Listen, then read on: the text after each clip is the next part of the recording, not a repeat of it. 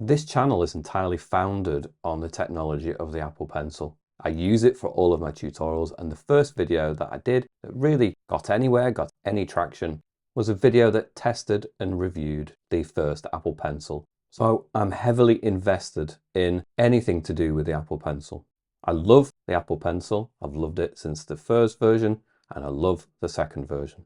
So I just found out that Apple has announced a new Apple Pencil. I'm not really sure it's right to call it the Apple Pencil 3. It's called the Apple Pencil USB-C. It is not the successor to the Apple Pencil 1 and Apple Pencil 2. It's an alternative, and it is cheaper. It's £79, $79, compared to the $99 for the Apple Pencil 1, or I believe it's $129 for the Apple Pencil 2. So they are expensive. This is a lot cheaper. But with that cheapness, that saving in cost, comes sacrifices. So what are those sacrifices?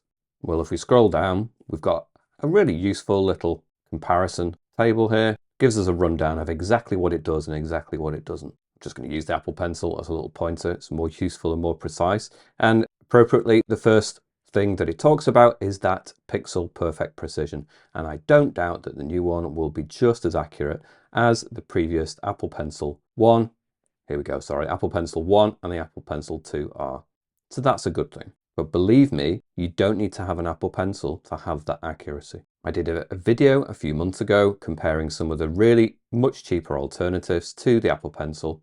It wasn't exhaustive, it was just a selection, but there are some really fantastic alternatives to the Apple Pencil that have this exactly. They have the same pixel perfect precision as the Apple Pencil itself. They also, for the largest part, have this low latency, where the line that you're drawing closely follows the nib of the pencil. You don't see a gap. It's not trailing behind. And for the most part, these alternatives will have tilt sensitivity too. So yes, it has all of those things in common with both versions of the Apple Pencil already available, but there are many alternatives out there that also have this too. Then we come to the fundamental difference between this USB-C version and the other two. It does not have pressure sensitivity. Now, this is the same thing with all of the other cheaper alternatives. They do not have pressure sensitivity. So that means for any artist who wants to do shading or just a different weight of line by pressing on more for thicker lines and less for thinner lines, or to press on to make the shading darker, this is not an option. It will not work on this new version. It does not have that feature, just like all the other styluses. And that's the reason they're a lot cheaper than the official Apple Pencils. They don't have pressure sensitivity. It's a walled off technology that Apple doesn't allow access to for all those other alternatives, and now they've created their own version that does not have that feature. Well, what does it do? Well, unlike the Apple Pencil 1, it has the ability to attach magnetically to the side of the iPad. It's the same basic form as this Apple Pencil 2, and it has a magnet, which means you can attach it there, which in my experience is pretty good because it's just a place to store it. It's not going to roll around on your desk or wherever. You're not going to lose it too easily. It's a good place to keep it. This is something that some of the other Apple Pencil alternatives also have. They will attach up here.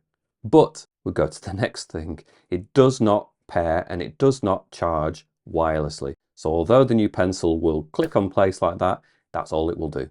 It will not pair it, it will not charge it.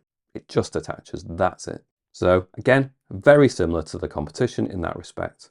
Now, the one feature that I think it genuinely does have something to offer is the pencil hover feature. Now, it's not something that I've got currently. I've not got the latest iPad Pro because this is a feature that I don't really care about personally.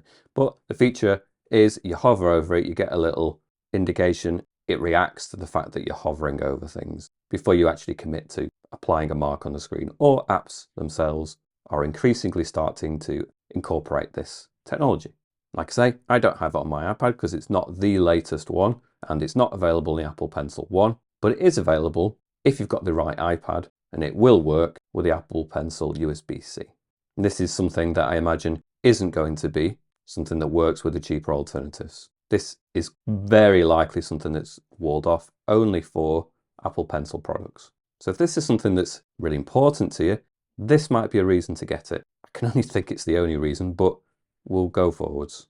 One thing it doesn't have, just like the Apple Pencil 1, is the double tap feature. So you can program the double tap to do whatever you want. By default, it does like an erase. If you're in certain apps, you've drawn a line, double tap, and it will delete it. I actually hate this feature anyway, and I do disable it within the settings because I found myself doing it accidentally all the time. So I just disable it and I don't use it, and it doesn't have it anyway. So that, for me personally, would not be an issue, but it may be a negative for some. And if this matters to anyone, you don't get free engraving either. You didn't get it with the Apple Pencil 1 for free, and you won't get it with this version. So there's not a lot to really sell it from my perspective. There's quite a lot of negatives. We have this USB-C charging and pairing. Now, I think they're trying to sell USB-C as a really positive thing because they've been forced to incorporate in the iPhones by EU laws, and they've had it on their iPads, and now they've found a way of actually incorporating it, using it within the Apple Pencil, and I think they're trying to sell it as a positive, I think. Let's really think about this. In the first Apple Pencil, Apple Pencil 1, you could charge and pair it by plugging it into the iPad itself. Now, loads of people hated this, but when you were out and you needed to just quickly plug it in and get another 20 minutes charge out of it for a few seconds in that port on your iPad, the Lightning port, it would actually give you a bit more life on your Apple Pencil. And to be fair, I never plugged my Apple Pencil 1 into a wall adapter. I never ever did that. I would always pair and charge it on the iPad itself. This one you can't do that with.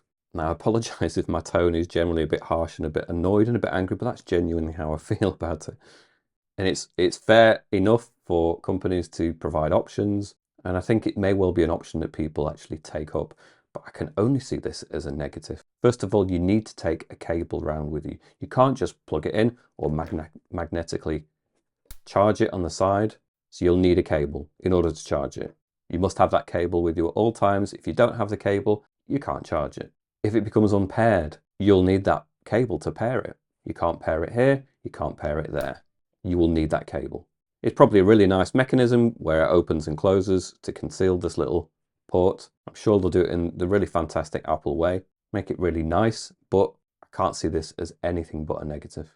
Now, I hate being negative about Apple products. I really get excited when there's a new Apple thing coming out, but there's nothing here to get me excited in any way. In fact, I'm quite annoyed by it. I think there are cheaper alternatives that you can get a decent stylus that is magnetic, it will attach to it. It won't pair and charge it, but it will attach. It will give you precision. Again, it won't give you pressure sensitivity. None of the other options other than the official Apple Pencils will give you that. So just like this new version, the cheaper alternatives don't have pressure sensitivity. So they're a way more appealing option in my mind than this new release.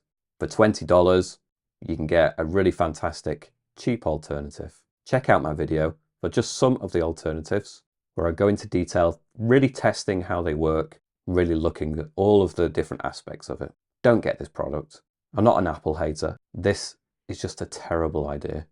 I hate what this stands for. If we buy these products from Apple, we're really telling them that they can just sell substandard products just like you can buy from third-party companies, but because it's got their official label on it, they can charge 3 or 4 times the amount. Let's not send Apple the message that that is acceptable and that is okay. I think the only reason to buy an Apple product is that they offer things that are better, give you more, then arguably that premium price, that tax, so that you can get access to the cutting edge technology is justified. But in this case, they're just trying to sell us substandard products with their label on it at a significantly marked up price. Let's not send them the message that this is okay. We love it when they push the boundaries, but this is just a cash grab. Okay, I'll be returning with something more positive at the weekend on Sundays at 10 AM Eastern Standard Time. So I hope you can join me then. Otherwise, leave me a comment, give me your thoughts on the new Apple Pencil. What do you think exactly about it? Thanks for watching. See you soon.